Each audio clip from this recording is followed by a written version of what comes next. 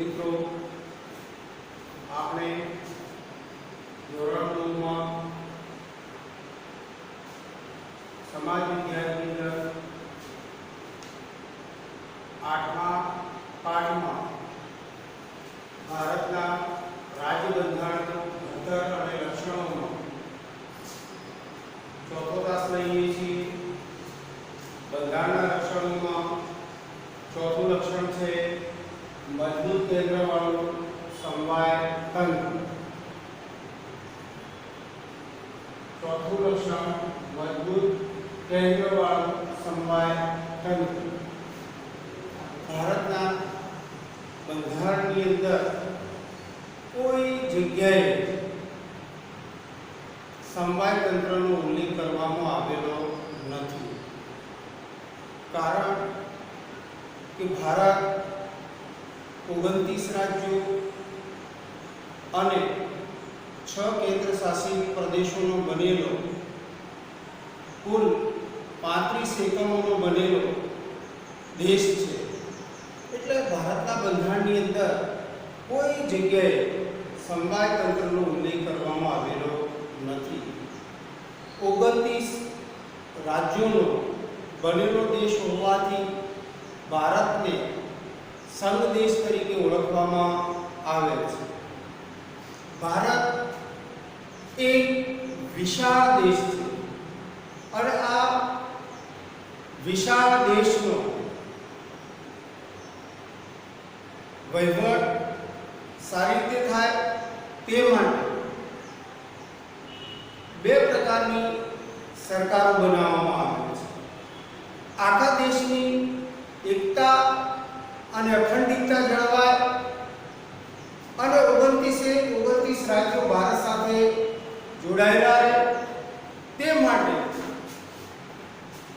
ભારતમાં કેન્દ્ર સરકારની રચના કરવામાં આવે છે અને કેન્દ્ર સરકાર આ 29 રાજ્યોને જોડવાનું કામ કરે છે।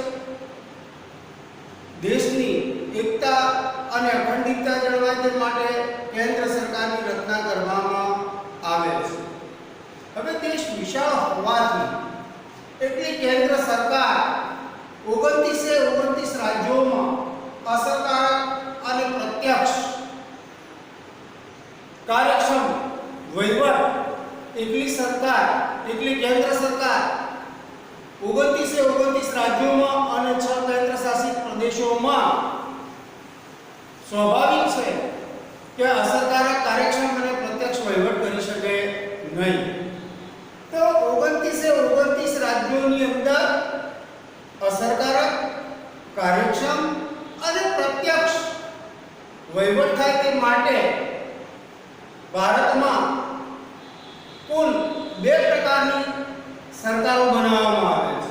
એક દેશની એકતા અને અખંડિતતા માટે કેન્દ્ર સરકાર 29 રાજ્યોને જોડવાનું કામ કેન્દ્ર સરકારનું છે, જ્યારે ભારતના પ્રત્યેક રાજ્યની અંદર અસરકારક કાર્યક્ષમ અને પ્રત્યક્ષ વહીવટ થાય તે માટે રાજ્ય સરકારોની પણ રચના કરવામાં આવે છે।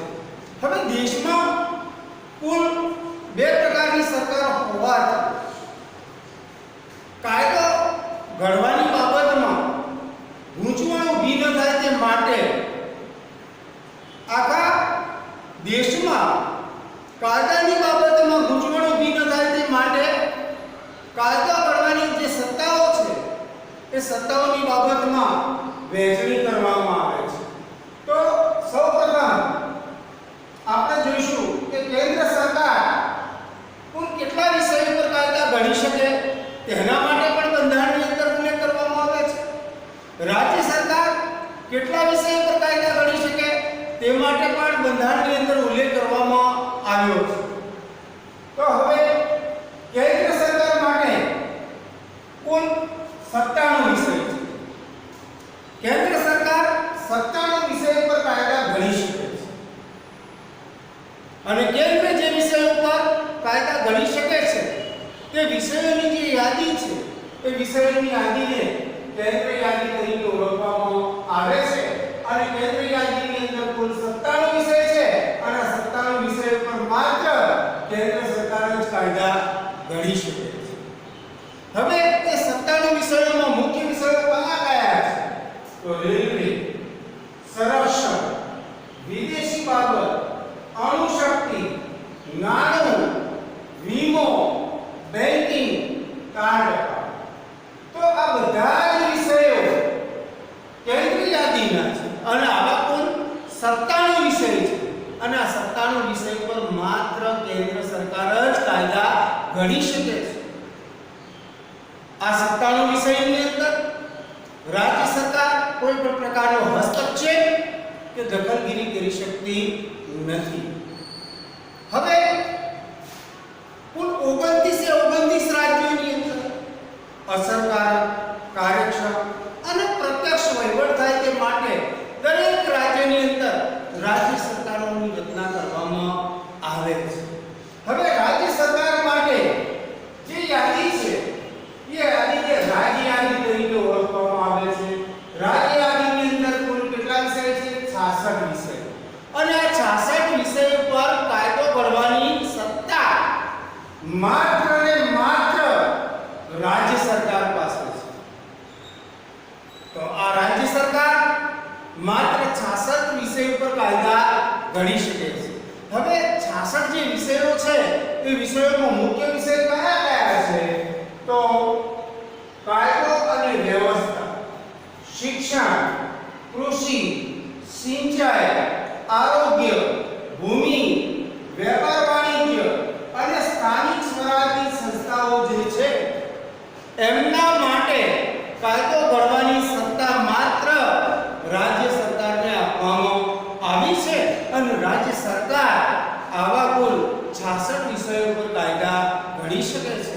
અને રાજ્ય યાદીના જે વિષયો છે એ વિષયોમાં માત્ર રાજ્ય સરકાર જ કાયદો ઘડી શકે છે અને આ રાજ્ય યાદીના વિષયોની અંદર કેન્દ્ર સરકાર દખલગીરી કે હસ્તક્ષેપ કરી શકતી નથી. હવે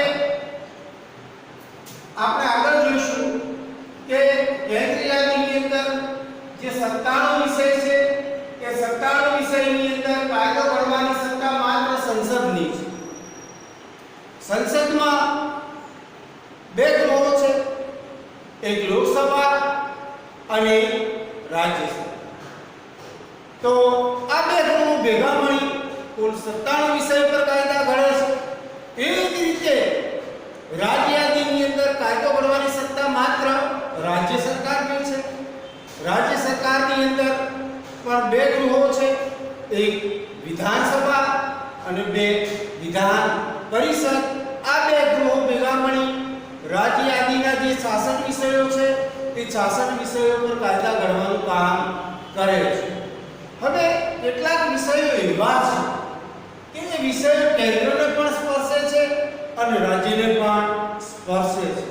તો આવા જે વિષયો છે આવા વિષયોનો સમાવેશ સંયુક્ત યાદીની અંદર કરવામાં આવે છે. તો સંયુક્ત યાદીની અંદર કુલ 47 વિષય છે. 47 વિષય છે. આ વિષય પર કાયદો ઘડવાની સત્તા કેન્દ્રની પણ છે અને રાજ્યની પણ છે. ઘણી વખત આ 47 વિષયો પર કેન્દ્ર પણ કાયદો ઘડે અને રાજ્ય પણ કાયદો ઘડે. પણ પ્રજા માટે પ્રશ્ન ઊભો થાય કે કાયદો કોનો માન્ય રાખવો? કેન્દ્રનો માન્ય રાખવો કે રાજ્યનો માન્ય રાખવો? તો એના માટે બંધારણની અંદર સ્પષ્ટ ઉલ્લેખ કરવામાં આવે છે એક સાથે કેન્દ્ર સરકાર પણ કાયદો ઘડે અને રાજ્ય સરકાર પણ કાયદો ઘડે સંયુક્ત યાદીના વિષયો ઉપર અને પ્રજા માટે મડાગાંઠ ઊભી થાય તો એના માટે બંધારણની અંદર સ્પષ્ટ ઉલ્લેખ કરવામાં આવેલો છે કે સંયુક્ત યાદીના કુલ 47 વિષયો છે. આ 47 વિષયોમાંથી કોઈ વિષયની અંદર કેન્દ્ર સરકાર અને રાજ્ય સરકાર બંને કાયદો ઘડે. હવે પ્રજા માટે પ્રશ્ન ઊભો થાય કે ભાઈ કાયદો કોનો માન્ય રાખવો? તો એના માટે બંધારણની અંદર સ્પષ્ટ ઉલ્લેખ કરવામાં આવ્યો છે કે સંયુક્ત યાદીના કોઈ વિષય ઉપર કાયદાની બાબતમાં મડાગાંઠ ઊભી થાય તો છેલ્લે કેન્દ્ર સરકારનો જ કાયદો માન્ય ગણાય છે અને કેન્દ્ર સરકારનો કાયદો માન્ય ગણાતો હોવાના કારણે કેન્દ્ર સરકારના કાયદાને સર્વોપરી ગણવામાં આવે છે. તો સંયુક્ત યાદીની અંદર કુલ 47 વિષય છે અને આ 47 વિષય પર કાયદો ઘડવાની છે કેન્દ્ર અને રાજ્ય એમ બંને છે.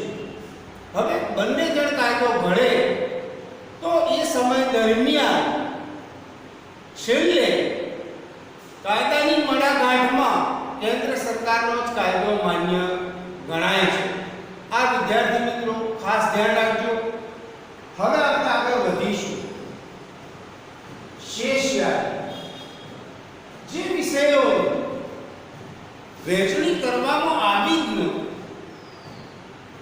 નથી એવા વિષયોનો સમાવેશ શેષ યાદીમાં કરવામાં આવે છે અને શેષ યાદીના જે વિષયો છે એ વિષયો પર કાયદો ઘડવાની સત્તા માત્ર ને માત્ર કેન્દ્ર સરકારને છે. શેષ યાદીના વિષયો પર રાજ્ય સરકાર કોઈ પણ પ્રકારના કાયદા ઘડી શકતી નથી.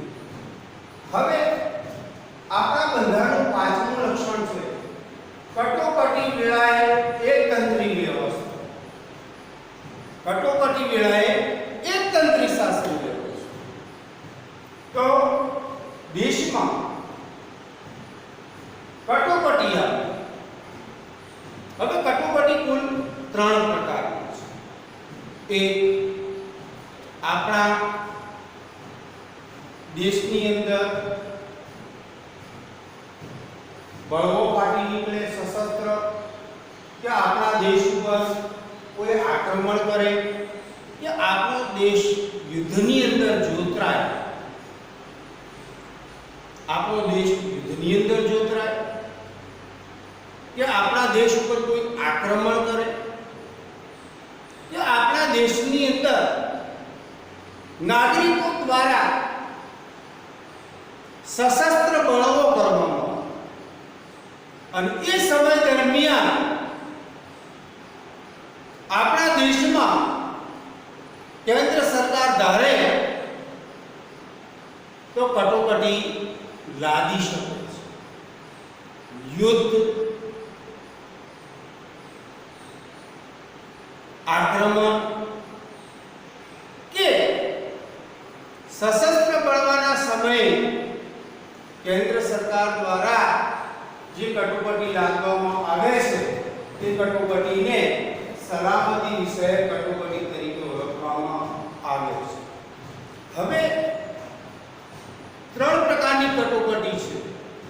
હવે આ 3 પ્રકારમાંથી કોઈ પણ પ્રકારની કટોકટી લાદવામાં આવે તો એ સમય દરમિયાન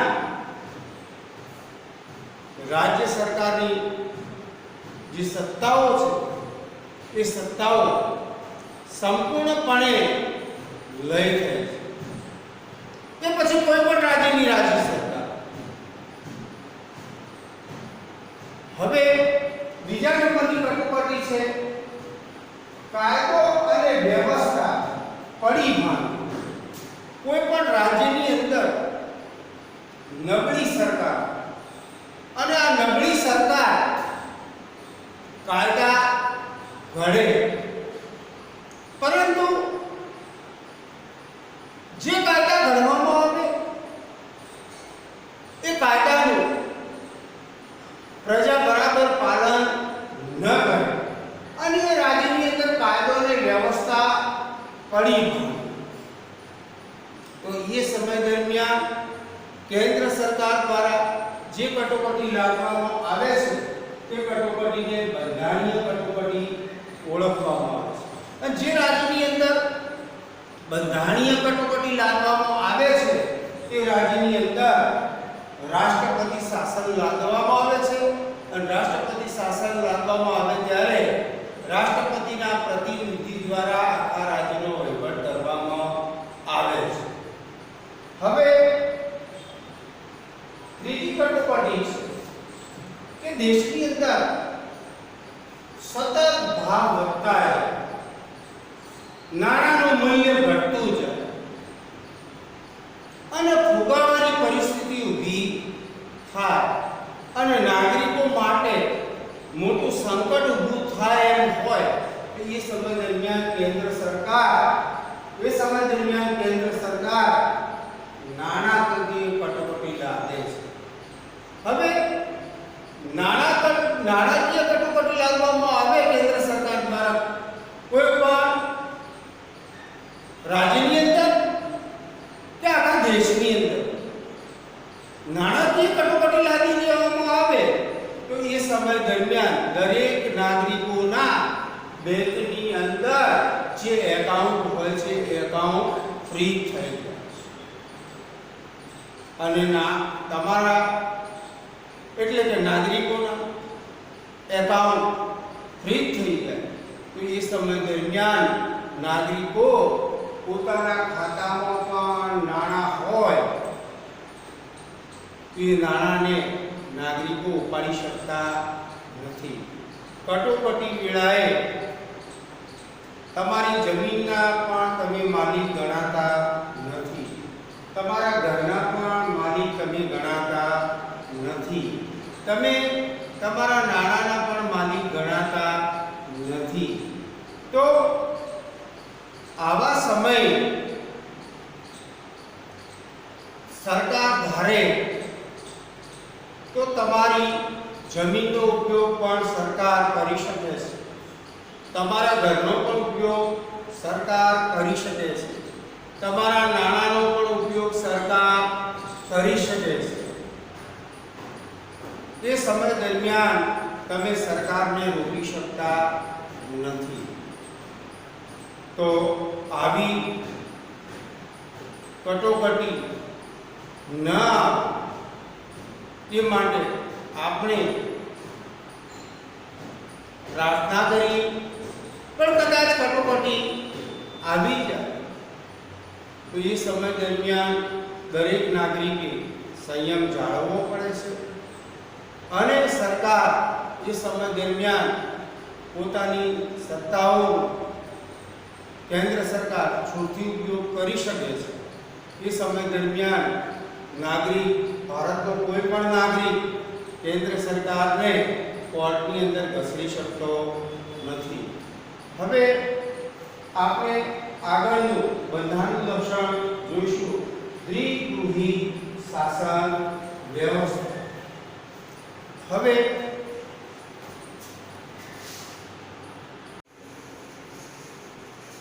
મિત્રો,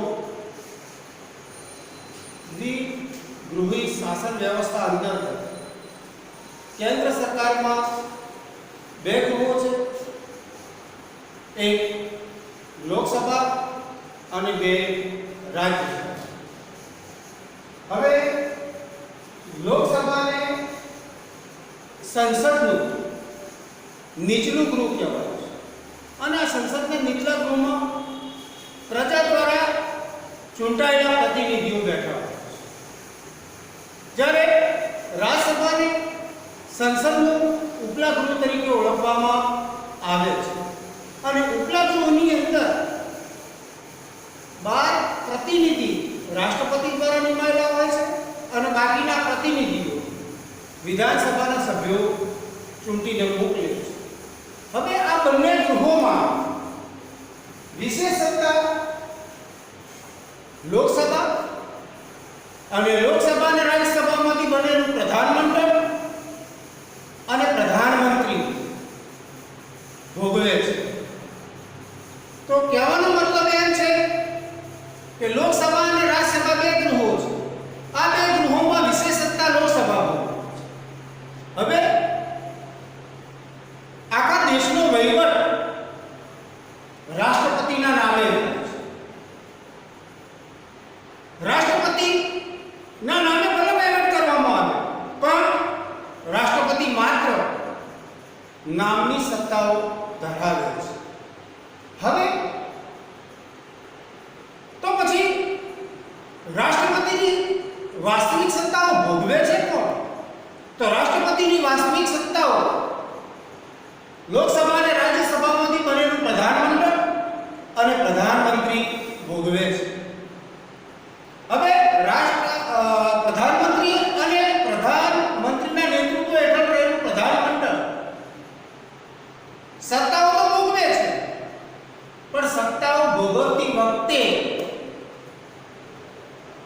સંસદને ધ્યાનમાં રાખે છે, સંસદને જવાબદાર રહી નિર્ણયો કરે છે અને નિર્ણયોના આધારે દેશનો વહીવટ કરે છે.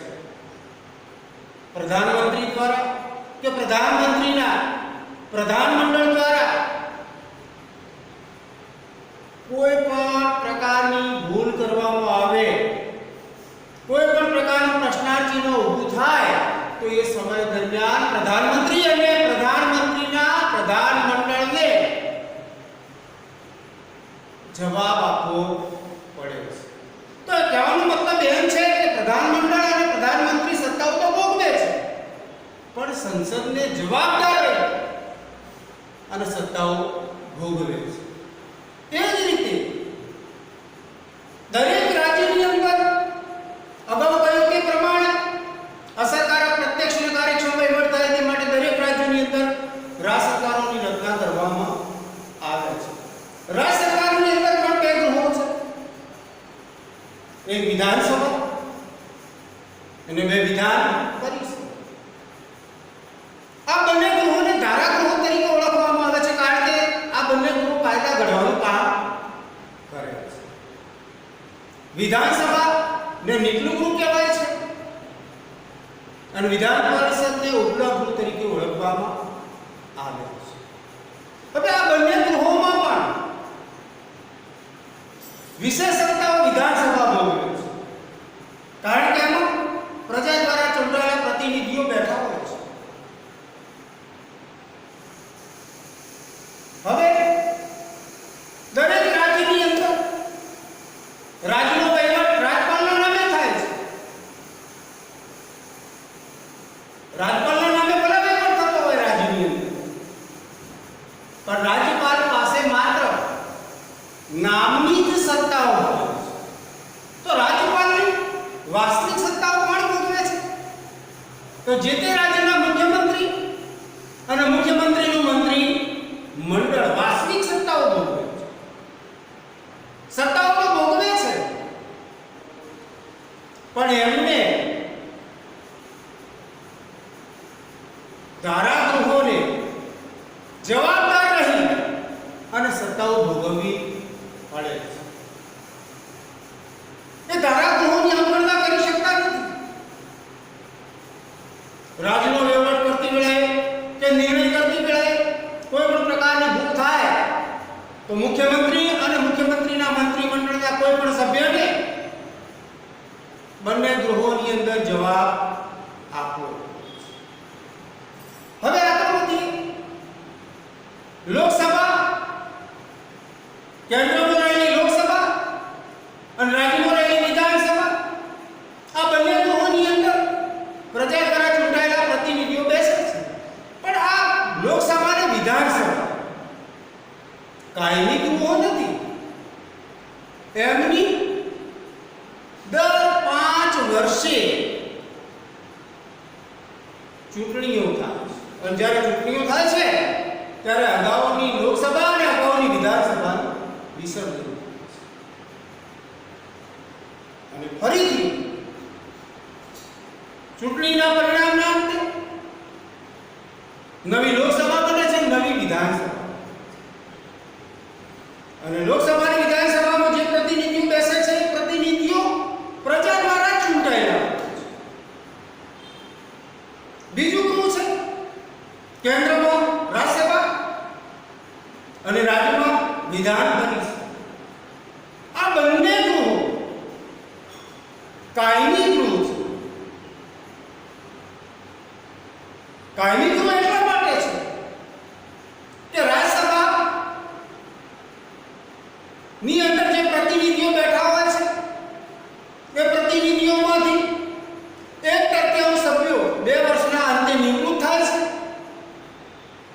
જેટલા પ્રતિનિધિઓ નિવૃત્ત થાય છે એટલા જ પ્રતિનિધિઓની ફરીથી ચૂંટણી થાય છે અને ચૂંટણીના અંતે પરિણામ આવે ત્યારે એટલા સભ્યોની ફરીથી રાજ્યસભામાં નિયુક્તિ થાય છે. રાજ્યસભાના સભ્યની કુલ મુદત 6 વર્ષની હોય છે.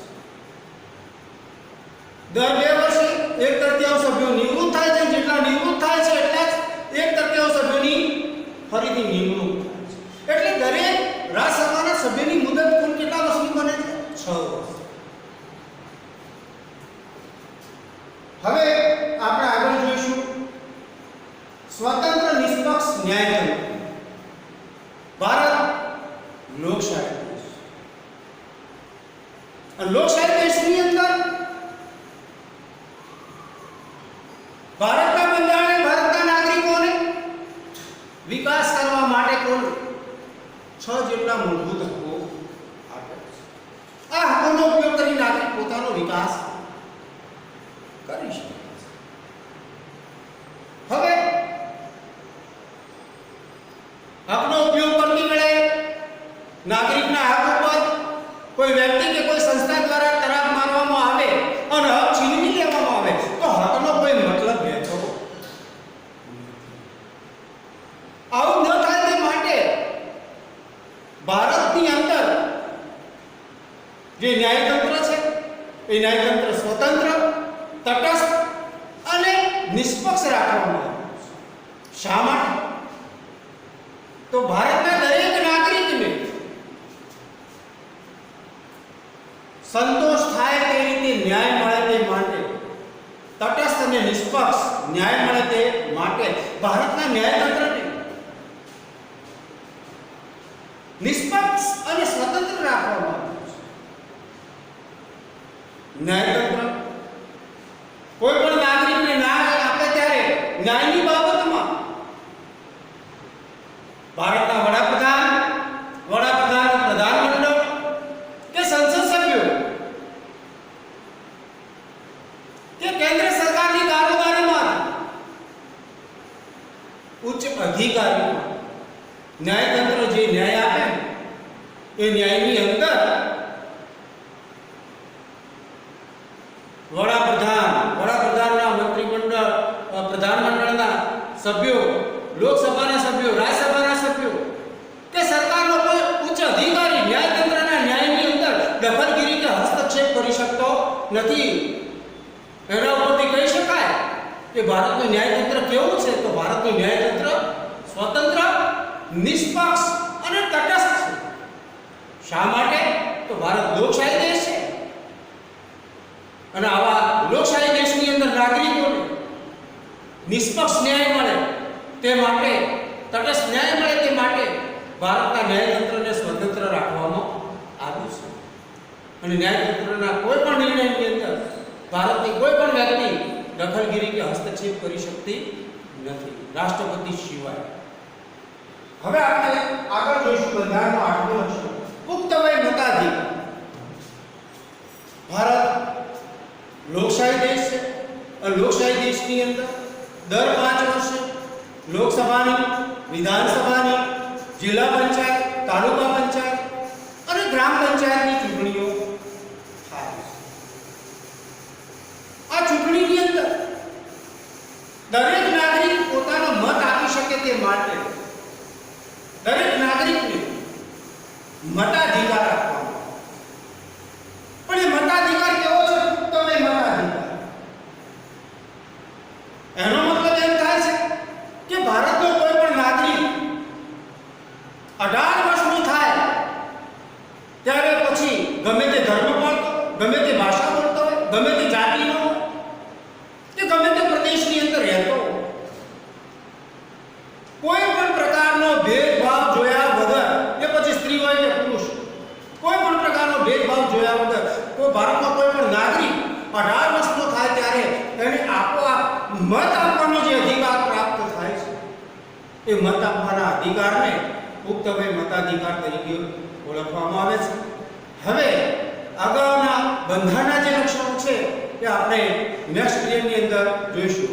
અને દરેક વિદ્યાર્થી મિત્રોને ખાસ સૂચના આપવામાં આવે છે કે એસએસના પીરિયડની અંદર બોર્ડની અંદર જે નોટ કરવામાં આવે છે એ નોટની નોંધ અવશ્ય ફરજિયાત પોતાના ચોપડાની અંદર કરવાની રહેશે.